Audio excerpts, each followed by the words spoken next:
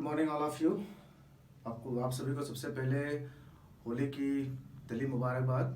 हम उम्मीद करते हैं कि आप सबकी होली बहुत बेहतर होगी और हम अपना सेकंड फेज स्टार्ट कर रहे हैं। तो कोशिश है कि आपको वीडियोस के जो है वो लाइनें जो है रेगुलर आपको मिलें, है ना। तो हम आज मैथमेटिक्स का पार्टीशन स्टार्ट कर रहे हैं, बीच बीच में हम रीजनिंग भी चलेंगे।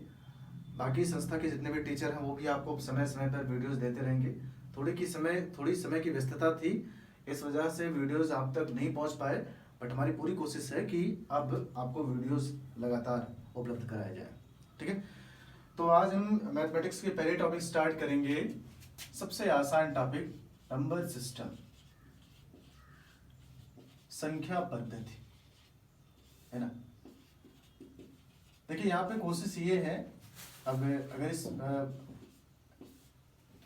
इधर की बात करें प्रेजेंट टाइम में, तो बहुत सारे जो है पेपर्स होने वाले हैं। जीडी का पेपर होने वाला है, यूपीएसआई का पेपर होने वाला है। तो उस कंडीशन की अगर बात करें तो हम ऐसे कॉमन टॉपिक की बात करेंगे जो सारे के सारे प्रतियोगी परीक्षाओं में पूछे जाएं, है ना। टेट हो गया, सीटेट हो गया, जितने भी एग्जाम हैं तो वहाँ पे इनका थोड़ा सा रोल बढ़ जाता है। तो मैथमेटिक्स में हम उन्हीं टॉपिक को सबसे पहले कवर करेंगे जो कॉमन है, जैसे नंबर सिस्टम हुआ, परसेंटेज हुआ, आयु से रिलेटेड क्वेश्चन हुए, मेंसुरेशन हुए, फिर एरिया से जो है रिलेटेड क्वेश्चन हुए। अगर हम SI CI की बात करें तो जितने भी कॉमन जो है टॉपिक हैं हम कोशिश करेंगे उन्हें ही रिकवर करने की, है ना। ठीक है, तो शुरू करते हैं। संख्या पद्धति में सबसे पहले हमें ये जानना है कि नंबर्स होते क्या है, संख्याएं क्या होती हैं। ये हो गया नंबर, संख्याएं। तो देखिए जब भी नंबर सिस्टम की बात आएगी तो हमें सबसे पहले नंबर की एनालिसिस करनी पड़ेगी। अब नंबर का मतलब हुआ जिसके साथ अरिथमेटिकल फंक्शन जुड़ा। अरिथमेटिकल फंक्शन का मतलब 0 हो गया, 1 हो गया, 2 हो गया, है ना। वो चाहे रूट सेक्शन में हो, चाहे रूट सेक्शन में नेगेटिव वर्जन में हो, है तो नंबर ही। तो जब नंबर की एनालिसिस करने की बात आएगी तो आप कहेंगे संख्याएं क्या है। तो आपने कहा अगर हम संख्या रेखा की बात करें तो 0 से आप बढ़ते चले गए, 1 2 3 4, पॉजिटिव फ्रैक्शन भी लिया, इसमें कंसिडर किया, 1/2, 3/5, 7/11, और आपने कहा कि रूट सेक्शन भी इसमें कंसिडर होंगे। इसका मतलब हो गया √2, √5, √4 एंड √11। ठीक है, संख्याएं क्या है कि जब भी हम नंबर लाइन की बात करेंगे, संख्या की बात करेंगे, संख्या रेखा की बात करेंगे, तो आप उसमें कहेंगे कि 0 से दाहिनी तरफ जो है वो भी संख्याएं, 0 से बाएं तरफ जो होंगी वो भी संख्याएं होंगी, है ना। तो अगर मैं बाएं तरफ आता तो मैं कहता -1 आता, -2 आता, -3 आता।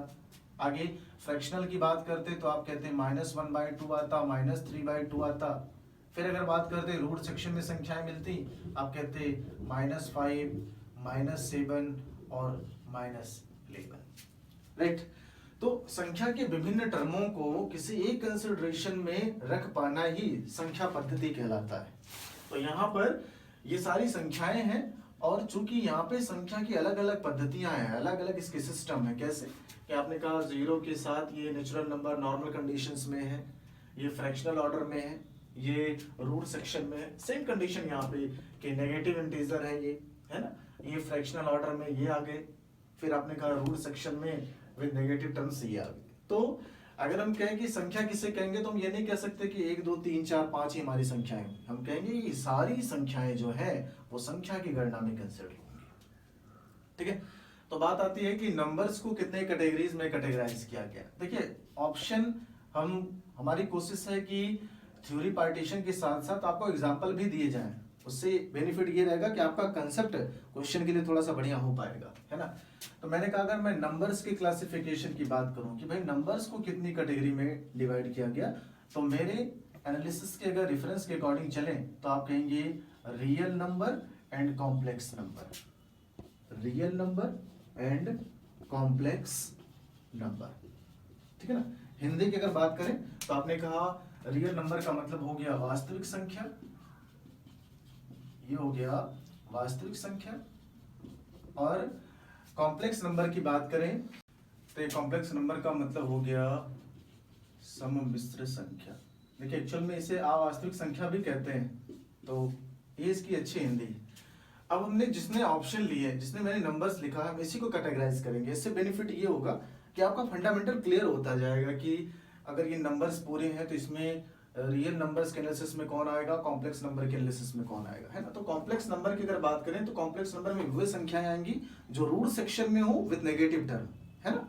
तो मैंने कहा कि रूट सेक्शन में आपने कहा कि -11, -7 रूट में और -√5, ये कॉम्प्लेक्स नंबर में आ गए। एक्चुअल में इनका यूज है डिमायर थ्योरम में, है ना। हम इन संख्याओं को ऐसे लिख सकते हैं, √11 को हम लिख सकते हैं 11i। ये with the help of De Moivre theorem के कंसिडरेशन में हम √-1 को i लिख सकते हैं। तो हम इसे 11i लिख सकते हैं, इसे 7i लिख सकते हैं और इसे 5i लिख सकते हैं, ऐसे, ठीक है। हालांकि इसका यहाँ बहुत ज्यादा रोल है नहीं। इसका मतलब इसके अतिरिक्त जो बचा वो सारे के सारे रियल नंबर में आए। इसका मतलब है अगर हम इसे लिखना शुरू करें तो आपने कहा 0, 1, 2, 3, 1/2, 3/5, 7/11, √2, √5, √4, √11।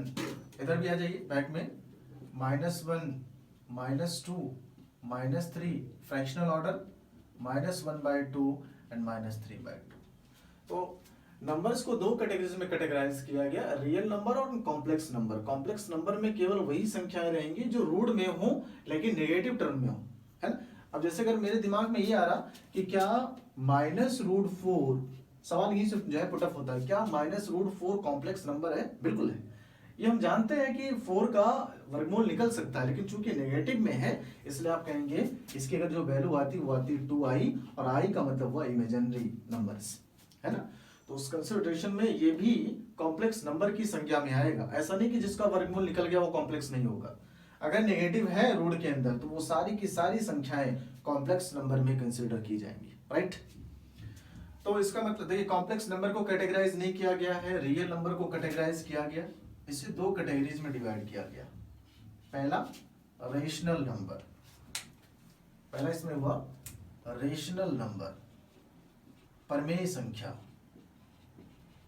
दूसरा हुआ इररेशनल नंबर, अपरमेय संख्या, रेशनल नंबर, है ना। हिंदी में लिखते चलते हैं, मामला क्लियर रहे। इसे आपने कहा ये हो गई परमेय संख्या, और अगर आगे फंक्शन की बात करें तो आप इसे कहेंगे ये हो गया अपरिमेय संख्या, ठीक है। डेफिनेशन की जरूरत हमें है नहीं, आपने बचपन में ही सारी चीजें पढ़ी हैं, है ना। छोटे में भी आपको पढ़ाया गया कि परमेय संख्या किसे कहते हैं। तो आपका डेफिनेशन होता है कि ऐसी संख्या है जिसे हम p/q के रूप में लिख सकें, हम उसे परमेय संख्या कहेंगे, है ना। ये तो डेफिनेशन आपने पढ़ा, where p and q both are having the properties of integer. जहां p और q, या फिर आप कह सकते हैं केवल q, दोनों के दोनों पूर्णांक की भूमिका में हो, राइट। तो यहाँ पे तो मैंने जो संख्या ली है उसी की कैटेगराइज करेंगे, वहीं से आपको हम समझाएंगे कि रेशनल नंबर कौन सा हुआ, इररेशनल नंबर कौन सा हुआ। तो p/q के रूप में होना चाहिए, तो इसका मतलब है सारे फंक्शन p/q के रूप में, ये भी p/q के रूप में। कैसे है? क्योंकि आपने नीचे 1 लगा दिया, अंश बटे हर के रूप में हो गया, है कि नहीं। तो अगर हमें इररेशनल नंबर चाहिए तो इररेशनल नंबर में अगर यहाँ पूरे फंक्शन की बात करें तो हम उन्हीं फंक्शन को रखेंगे जो रूट सेक्शन में हो और जिनका वर्गमूल ना निकलता हो। जैसे आपने कहा, इसका अगर एग्जांपल लिखें तो आपने कहा √2, √5, √11, ये सारे की सारे अपरिमेय संख्याओं की गणना में आएगी, ठीक है। बात आती है परिमेय संख्या की गणना में, तो इसका मतलब इसके अतिरिक्त जो बचा √4 को इसलिए नहीं लिखा गया क्योंकि उसका वर्गमूल निकल जाता है ना। इसका मतलब इसके अतिरिक्त जो भी संख्या बची वो सारी की सारी संख्या रेशनल नंबर के कंसिडरेशन में काउंट की जाएगी, राइट। तो इसमें बचा क्या, आपने कहा ये आप 0 लेते, 1, 2, 3, 1/2, 3/5, 7/1, √4 भी परिमेय संख्या में। नेगेटिव वर्जन तो पूरा बच गया, -1, -2, -3, -1/2 एंड -3/2, ठीक है। तो अब यहाँ पे आपने इसको कैटेगराइज कर दिया कि रेशनल नंबर इसमें से कौन होगा, इररेशनल नंबर कौन सा होगा। हमेशा ध्यान रखिए रूट में है तो जरूरी नहीं वो इररेशनल नंबर ही हो, है ना। रूट की संख्याएं तभी पर अपरिमेय संख्याएं कहलाएंगी जब उनका वर्गमूल ना निकलता हो, क्लियर। चलिए, तो इररेशनल नंबर को कैटेगराइज नहीं किया गया, फिर से कैटेगराइज किया गया है परमेय संख्या को। तो अगर हम परमेय संख्या को कैटेगराइज करें इसमें, तो देख के लगता है कि कितने कैटेगरीज में हम इसको कैटेगराइज कर सकते हैं। तो पहला तो आता है फ्रैक्शन, पहला आता है fraction and rational number, fraction and rational number. मतलब परिमेय संख्या को बेसिकली तो 4 कैटेगरीज में डिवाइड किया गया है, तो हम उसको भी देखेंगे, लेकिन यहाँ पे हमें ये समझना पड़ेगा कि एक्चुअल में रेशनल नंबर में अगर इसको हमने कैटेगराइज किया है कि फ्रैक्शनल और फ्रैक्शन और रेशनल नंबर, तो दोनों में डिफरेंस क्या है ना। तो डिफरेंस क्या है कि रेशनल नंबर नेगेटिव हो सकता है, रेशनल नंबर की अगर बात करें वो नेगेटिव भी हो सकता है, पॉजिटिव भी हो सकता है, लेकिन जो फ्रैक्शन होगा वो केवल और केवल पॉजिटिव होगा। इसका मतलब हम ये कह सकते हैं कि जितने के जितने भिन्न हैं, फ्रैक्शन का मतलब यहाँ पे भिन्न हुआ है ना, फ्रैक्शन का मतलब हुआ भिन्न, और रेशनल नंबर तो आपने प्रीवियस में देखा ही कि ये परिमेय संख्या की गणना में आएगा। ठीक है, तो दोनों में डिफरेंस क्या है, दोनों में डिफरेंस ये है कि रेशनल नंबर जो है वो नेगेटिव हो सकता है, पॉजिटिव हो सकता है, लेकिन अगर भिन्न की बात करें तो भिन्न केवल और केवल पॉजिटिव की संख्या में ही कंसीडर होगा, राइट।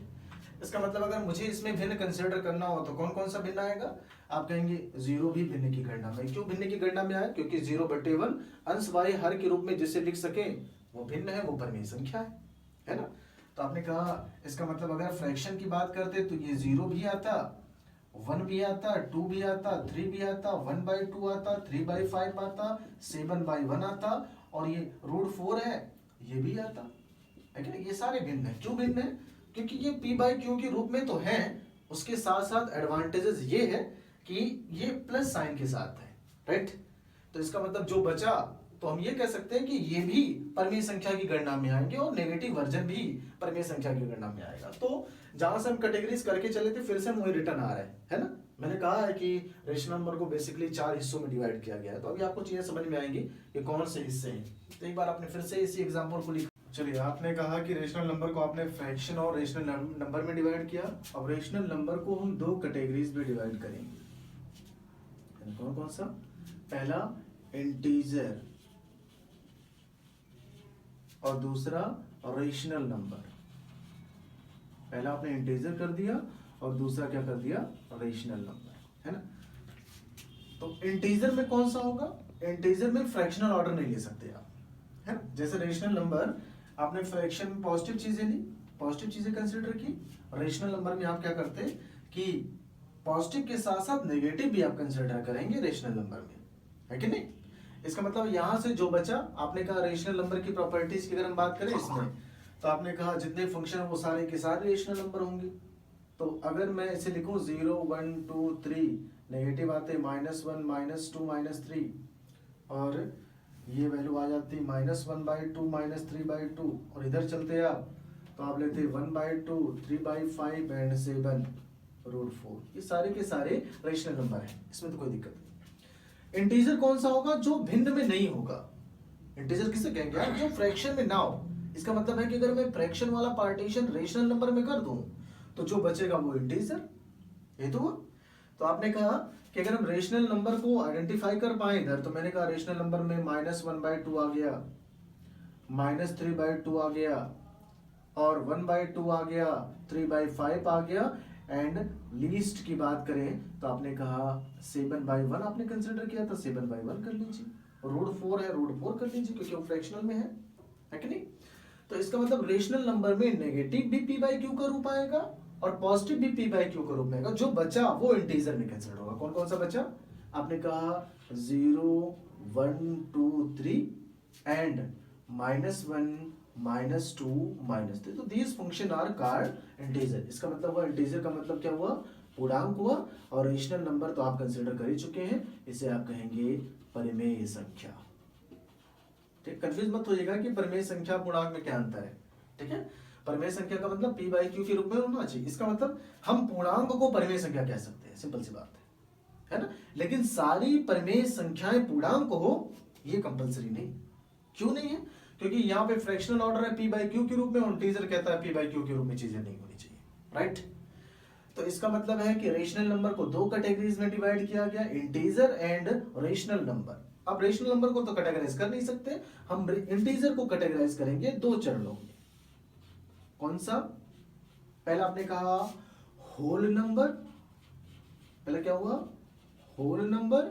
और दूसरी जो कैटेगरी इसमें आई उसमें आप इसे कहेंगे नेगेटिव इंटीजर। होल नंबर और दूसरी वैल्यू आई नेगेटिव इंटीजर। होल नंबर को आप क्या कहेंगे? पूर्ण संख्या। होल नंबर क्या होगा? पूर्ण संख्या। और नेगेटिव इंटीजर का मतलब हुआ ऋण पूर्णांक। इसका क्या मतलब हुआ? ऋण पूर्णांक, राइट। अब इसमें से जो ऋण पूर्णांक है वो नेगेटिव इंटीजर में जाएगा। इसका मतलब है -1 -2 -3 डॉट डॉट, ये सारे नेगेटिव इंटीजर होंगे और जो बचा वो होल नंबर में। तो आपने कहा 0 1 2 3 डॉट डॉट, इसमें सारे क्या हो जाएंगे? होल नंबर के कंसिडरेशन में आएंगे, राइट। अब होल नंबर को दो कैटेगरीज में कैटेगराइज किया गया। कौन कौन से? 0 और प्लस नेचुरल नंबर, राइट। भाई नेगेटिव होना चाहिए सामने, वो नेगेटिव इंटीजर है। अब होल नंबर को कैटेगराइज अगर हम करने की बात करें कि भाई होल नंबर को हम कितने कैटेगरीज में कैटेगराइज कर सकते हैं, तो जवाब होगा दो कैटेगरीज में। कौन कौन से? 0 और प्लस नेचुरल नंबर, प्राकृतिक संख्या, नेचुरल नंबर, राइट। इसका मतलब है ये 0 तो अकेला हो गया, अलग हो गया ग्रुप से। नेचुरल नंबर का मतलब हुआ प्राकृतिक संख्या। तो सवाल पूछा जाता है कि भाई प्राकृतिक संख्या किसे कहेंगे आप? तो आप कहेंगे कि गिनती की संख्याओं को हम प्राकृतिक संख्या कहेंगे। इसका मतलब है 0 नहीं होना चाहिए, 0 उधर हो गया, तो बचा क्या? 1 2 3 4 डॉट डॉट, ऐसे ये हो गया नेचुरल नंबर, ठीक है। अब यहां से सवाल ये पूछा गया कि odd natural number, even natural number. कई सारे क्वेश्चन यहां से पुट अप होते हैं। मजेदार टॉपिक है, उम्मीद करते हैं कि आपको जो है टॉपिक अच्छे लगेगी। तो अगर नेचुरल नंबर को हम कैटेगराइज करें तो दो कैटेगरीज में यहां से हम इसको कैटेगराइज कर सकते हैं। पहला odd natural number, odd natural number. दूसरा इसमें क्या होगा? इवन नेचुरल नंबर, है ना। विषम प्राकृतिक संख्या, इसकी हिंदी क्या हुई? विषम प्राकृतिक संख्या। इसकी हिंदी क्या हुई? सम प्राकृतिक संख्या, है ना। नेचुरल नंबर तो हमने पढ़ा कि भाई गिनती की संख्याओं को हम प्राकृतिक संख्या कहेंगे, लेकिन ऑड नेचुरल नंबर का मतलब है, आपसे कैसे क्वेश्चन पूछा जाएगा, हिंदी में लिख लेते हैं इसका अगर आपको थोड़ा सा डाउट है। ये हो गया विषम प्राकृतिक संख्या, विषम प्राकृतिक संख्या। ये हो गया सम प्राकृतिक संख्या, राइट। अब विषम प्राकृतिक संख्या का क्या मतलब हुआ? प्राकृतिक संख्या होनी चाहिए लेकिन 2 से नहीं घटनी चाहिए। तो आपसे पूछा जाता है सबसे छोटी ऑड नेचुरल नंबर बताइए, सबसे छोटी विषम प्राकृतिक संख्या बताइए। तो भाई सबसे छोटी प्राकृतिक संख्या 1, ठीक है। सबसे छोटी प्राकृतिक संख्या 1, सबसे छोटी विषम प्राकृतिक संख्या 1। ये तो होगा भाई, 2 से 1 में भाग दीजिए, नहीं कट रहा, है ना। तो सबसे छोटी प्राकृतिक संख्या भी 1, सबसे छोटी विषम प्राकृतिक संख्या भी 1, सबसे छोटी सम प्राकृतिक संख्या। इसका मतलब है प्राकृतिक होना चाहिए लेकिन 2 से कटना चाहिए। तो सबसे छोटी सम प्राकृतिक संख्या क्या हो जाएगी? 1 इसलिए नहीं हो सकता क्योंकि 1 2 से कट नहीं रहा, 2 2 से कट गया। इसका मतलब ये होगी सबसे छोटी सम प्राकृतिक संख्या। क्लियर? तो यहाँ थोड़े से कंफ्यूजन है, उस चीज को थोड़ा सा अच्छे से क्रिएट कर लीजिएगा कि सबसे छोटी प्राकृतिक संख्या 1 है, सबसे छोटी विषम प्राकृतिक संख्या 1 है, सबसे छोटी सम प्राकृतिक संख्या भी 1 है। क्लियर? आपसे पूछा जाए सबसे बड़ी प्राकृतिक संख्या, नहीं पता भाई। आपने कहा 1 लाख, हमने 1 जोड़ दिया। मैंने कहा इनफाइनाइट, 1 जोड़ दिया, नहीं पता हमें। सबसे बड़ी विषम प्राकृतिक संख्या, नहीं पता भाई। मैंने कहा 1 लाख 1 विषम है, आपने उसमें 1 जोड़ा, फिर से दूसरी विषम प्राप्त हो गई, दूसरी सम प्राप्त हो गई, ऐसे ही। तो अगर सबसे बड़ी की बात करेगा तो इन तीनों को आइडेंटिफाई नहीं किया जा सकता, लेकिन अगर सबसे छोटी की बात कर रहा तो तीनों के 2 के तो 1 मान हो गए, 1 का मान डिफरेंट हो गया कि मतलब सबसे छोटी प्राकृतिक संख्या 1 है, सबसे छोटी विषम प्राकृतिक संख्या 1 है, सबसे छोटी सम प्राकृतिक संख्या वो 2 है, ठीक है। तो यहाँ पे नेचुरल नंबर को देखिए, क्वेश्चन जो पुट अप होते हैं ऐसे नहीं कभी आपसे पूछा जाएगा प्राकृतिक संख्या बताइए, आपसे ऐसे पूछा जाता है कि सबसे छोटे स्मॉलेस्ट ऑड नेचुरल नंबर बताइए। तो आपको ये पता होना चाहिए प्रॉपर्टी कि स्मॉलेस्ट ऑड नंबर का मतलब हुआ क्या, स्मॉलेस्ट ऑड नेचुरल नंबर का क्या मतलब हुआ, राइट। ये तो इसके सब पार्ट हो गए। इसके नेचुरल नंबर के अभी भी दो बेसिक हैं, फ्रेम थोड़ा सा बढ़ा लीजिएगा। पहला है ये प्राइम नंबर, मजेदार है, सारी टॉपिक इसी से जो है इंटरेस्टेड बनेगी, प्राइम नंबर। और अगर इसे हम बात करें दूसरा कंपोजिट नंबर, प्राइम नंबर, अभाज्य संख्या, कंपोजिट नंबर, भाज्य संख्या, है ना। अभी सम और विषम का भी कंसेप्ट आ रहा, वो तो मैंने नेचुरल नंबर में ले लिया है। एक्चुअल में इसके 4 कंसेप्ट हैं, लेकिन फिर भी हम इसे यही देखेंगे। तो प्राइम नंबर का क्या मतलब हुआ, अभाज्य संख्या। प्राइम नंबर का मतलब हुआ अभाज्य संख्या, राइट। कंपोजिट नंबर का मतलब हुआ भाज्य संख्या। कंपोजिट नंबर का मतलब हुआ भाज्य संख्या, समझिए। प्राइम नंबर का क्या मतलब हुआ कि ये एक से डेफिनेशन नहीं होता, प्राइम नंबर का मतलब किसी से ना कटे, है ना। जैसे एग्जांपल के तौर पे अब बच्चे फंसते हैं, तो मैंने कहा अगर प्राइम नंबर की हम गणना की बात करें तो आपने कहा 2, 4, क्या ये प्राइम नंबर है? नहीं, है ना। 4 प्राइम नंबर की गणना में कहाँ आया? तो मैंने कहा इसका मतलब है 2, 3, 5, 7, 11 डॉट डॉट ऐसे, ये प्राइम नंबर की गणना में। कंपोजिट नंबर की बात करें तो आपने कहा कंपोजिट नंबर की अगर बात करें, भाज्य संख्या 2, 4, 6, 8, 9, 10, 12 डॉट डॉट, बहुत सारे हैं इसमें। तो प्राइम नंबर का मतलब हुआ, जब आपसे पूछा जाए भाई प्राइम नंबर के बारे में बताए, तो आप कहेंगे जो किसी से ना कटे। और कंपोजिट नंबर का मतलब है जो स्वयं के अतिरिक्त किसी एक और से कटे, है ना। तो भाज्य संख्या का मामला यहाँ पे फंसता हुआ नजर आता है, क्योंकि भाज्य संख्या के डेफिनेशन में ये कहा गया जो स्वयं के अतिरिक्त एक से कटे, या समझिए इसे। तो क्या 2 कंपोजिट नंबर की गणना में आएगा, सवाल ये है ना। भाज्य संख्या का मतलब क्या हुआ, अपने अलावा किसी और से कटे, तो 2 यहाँ पे नहीं कट रहा, इसका मतलब है कि 2 कंपोजिट नंबर की गणना में नहीं आएगा। सही समझते हैं इसे। अब आपसे पूछा गया सबसे छोटी सम अभाज्य संख्या।